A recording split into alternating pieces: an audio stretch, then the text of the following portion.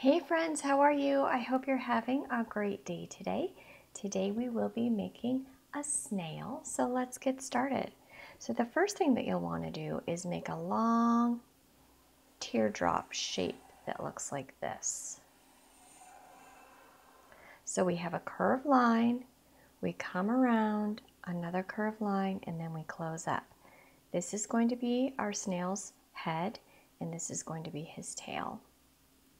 Now what we're going to do is we're going to make a very large circle that's going to go close to our snail's back.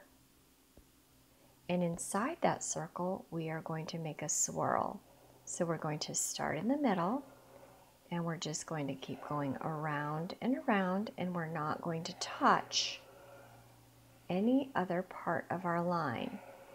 Creating swirls takes some practice because you have to go slowly and carefully to be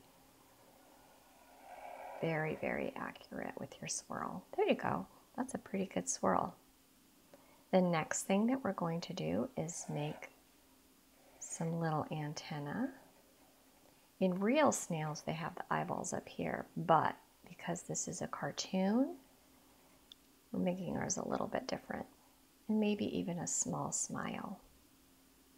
For the background, I thought it would be fun if we created maybe a little bit of a garden scene. So down here, you can make some flowers. Up here, you can make some flowers. It's completely up to you.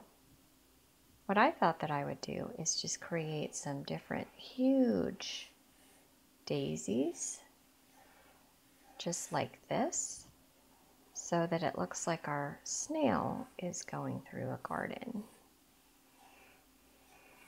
I'm going to speed up this video a little bit while I'm adding these flowers.